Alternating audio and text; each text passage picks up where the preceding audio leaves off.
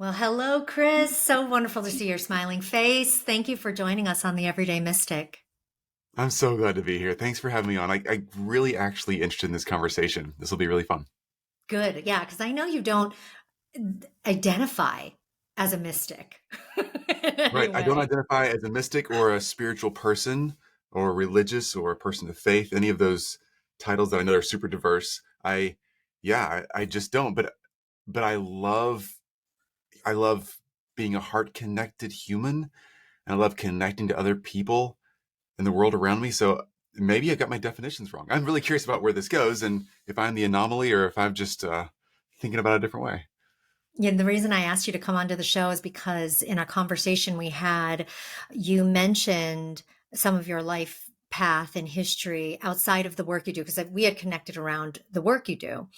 And when you mentioned that about your life, I knew that there was a deeper story. I knew that to get to where you are today, you must have gone through a transformation. And that's really what the show is about, is inner transformation, inner journeying to get to know the self, understand the great mystery of life, what we're doing here.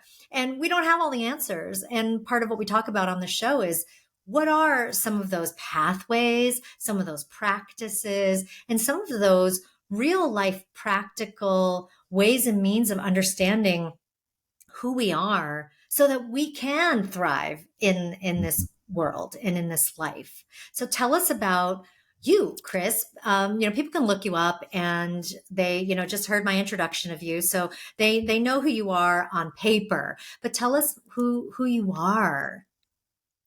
Yeah, who I really am. So I'm a creative who really loves people and connecting to people at a really deep level. And I'm an introvert. I Mm. think if you're going to describe me, it would be those three things. Mm. And that's a fun, at least for me. Obviously, we all have fun in our own space. I really like that about me. I like who I am. I like being alone. I like having time to just build and create and build into myself and build in the world around me. But I really love intentional conversation like this. And I love connecting to people. And I think that's a really creative way to see the world and to understand the world, because there's so many misconceptions we all have. We go into so many conversations about that, but there's so many misconceptions we have about other people, and we bring our assumptions about how the universe, the world around us works and how it applies to another person. I think that kind of messes up getting to know them a little bit. So that's who I am. And honestly, that's why I'm super thrilled to be having this conversation. I'm like ready to learn. It's a great misconception to bust, or a myth to bust, that introverts don't like connecting to people or talking to people, or right. I mean, that's the thing about, I think, a lot of, at least, extroverts will judge or see an introvert as the quiet person in the corner who doesn't want to talk to anybody or get to know someone at a party. But really, what I found about introverts is that they're the one in the corner at the party having the most interesting conversation. Mm. And the extroverts are kind of like running around, and like talking to everybody and look like they're having the best time. But really, when it comes to having maybe the most meaningful time, often it's that introvert in the corner having that conversation. My husband is that guy. Mm. And, we just experience parties in such a different way. And I've learned a lot from him, because I've learned, I think, that I'm also more of an introvert than I thought that I was. Or as I've matured, I've settled into my introversion more and really appreciate that alone time. So we know what you do out in the world. What do you do in that alone time then? What do you like? How do you like to spend that time to recharge or nourish or grow? A therapist of mine in a group therapy program I was in 7 or 8 years ago, she recommended that I do forest bathing. So I love being outside. And here I am saying I'm not a mystic or a spiritual person. That's something like that. I love being outside. I get rejuvenated outside. I need to see the sky. So she's like, Chris, to rejuvenate yourself, you just need to go out in the woods, because I'm constantly out in the woods, just walking, hiking, running. Jill and I are trail runners, and just turn off the performance of running for a minute and just walk and let the trees and the light and the sky and the forest just bathe you and nurture you. And things like that, paddleboarding, out with the dogs, stopping and just sitting in a field, those are the things that actually recharge my batteries and my heart more than anything else. Mm. So that's what that is like, I feel silly or vulnerable saying that, but that's what I do. I'm outside and I stop. Connecting to nature, communing with nature, feeling the energy of nature is, I have found to be one of the best ways of connecting to what is grander and larger than just, our little selves here in our own little lives. And I think it allows, at least for me, to detach from that egoic self of, oh, I'm this person doing this thing, like the performative nature of the trail run, as you were mentioning, Yeah. right? Rather than being in your body doing this thing that gives your ego a boost, or, I mean, it provides other great things too, but you're letting go of that and you get to kind of meld into this greater, bigger picture. And being in nature is absolutely one of the most spiritual experiences I've found. And I wonder about that. So as a non-mystic, I'm like, I'm not a non-mystic. As someone who's never thought about myself as being a mystic or um, in the past years, not a very spiritual person. I grew up in a religious family, grew up religious, and I was until I was in my mid 30s, probably. So I'm 46 today. Not my birthday, but at this moment I'm 46. So I I'm not sure. Like for me, I wonder, is being out in nature the way I love doing that, is that meditative for me in a sense of, I'm also ADHD. So like I practice meditation a couple of times a day on most days just to calm myself and get the neurons back in gear.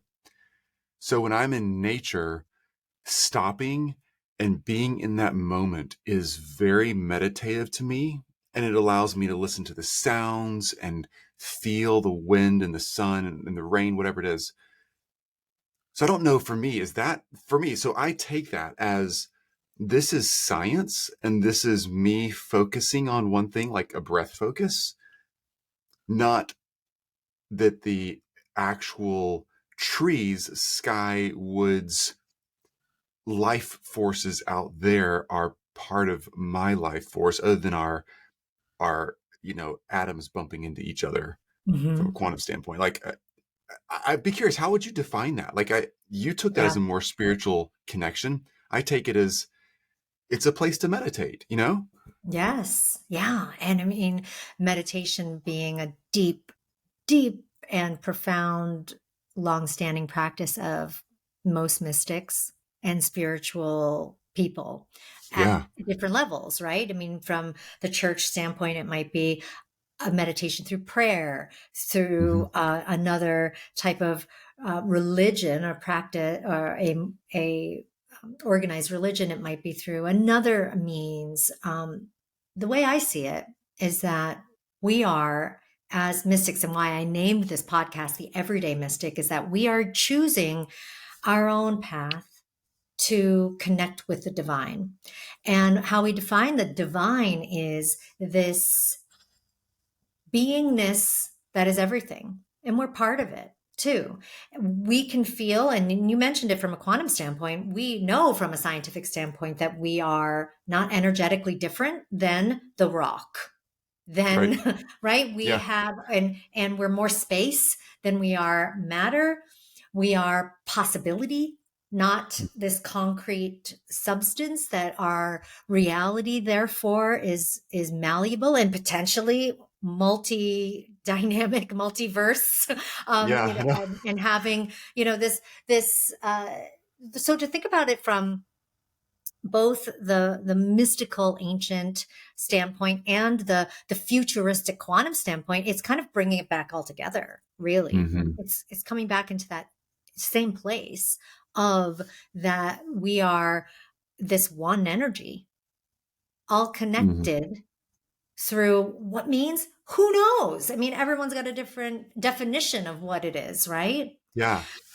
I think the everyday mystic path for me is about finding the connection to that and finding who you are in all of that.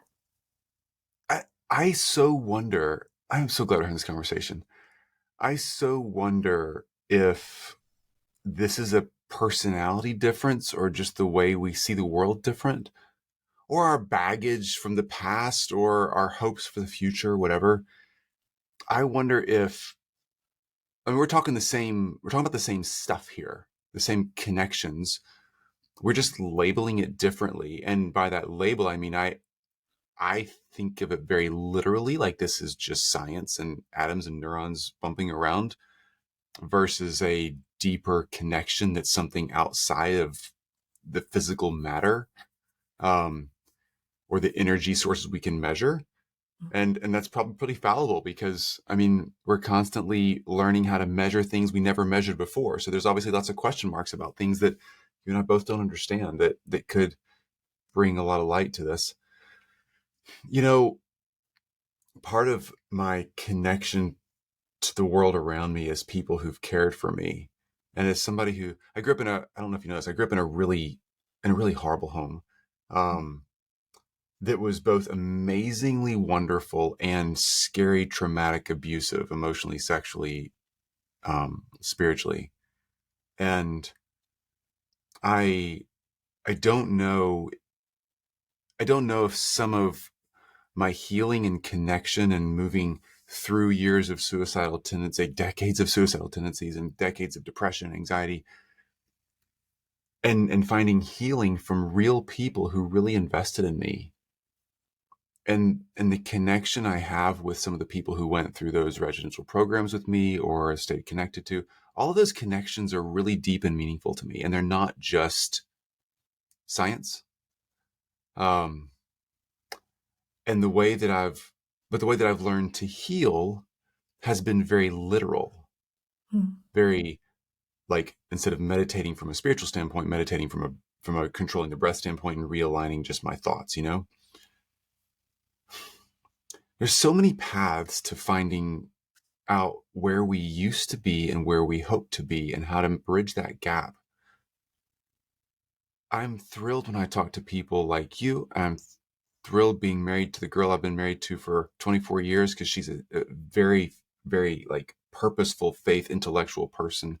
I so respect her belief system. And we're so different that way. And yet we're Mm. finding a common goal. I honestly don't know what to make of that. Yeah. It is, you're right. I mean, it's different definitions, it's different semantics around very similar things. And I think if we can let go of um, the labels that we try to put on things and just experience it, if you and Jill are out on the same trail and you're out experiencing your forest bathing walk together, you can silently experience the same thing without describing, oh yeah, well, I'm experiencing this through my atoms mixing with the atoms of this what the tree is expelling, and she's like, no, I'm experiencing it from the divine nature that I feel, like this connection that God created this tree or blah, right? I mean, you Yeah. don't have to both be describing it to experience the exact same thing of whether it's peace, solace, connection, a feeling of energy in your body. And so I think that we can get a little too caught up in what are these systems, and how do we analyze this? And even But from a religious perspective, so many of the most powerful churches out there have such rigid definitions of what this all is, what we're experiencing here. Science rigidly, defined what we're experiencing here. But as you said, is also coming up with new definitions through the exploration all the time. And so the mystic life really is just about exploring that without, I guess, without definition, with mm, more experience and really feeling into yourself. So let's go back to some of that feeling into yourself, which you must have done to get to a place of uh, suicidality and being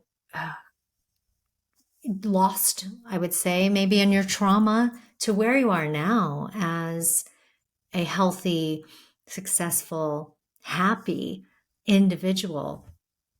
in between time, the healing work that you did, was there, tell us a little bit more about that. And was there a profound moment of switch for you that all of it kind of clicked? Yeah. So two or three profound moments. One was the first one I remember early on. I was 27 or 28, just finally like being able to be real and honest with where I'd come from, and that all this stuff going on in my head was probably connected to a really abusive childhood. And I remember that therapist telling me, like, you need to just put everything aside, your family, your faith, your experience as a person, your profession, being a dad, whatever. Just put all aside for a second and just be completely honest with the experience you've lived and are living now. Like, be honest, call it what it is. And moving forward, being brave enough to ask really honest questions. Is this working or is this not working for me?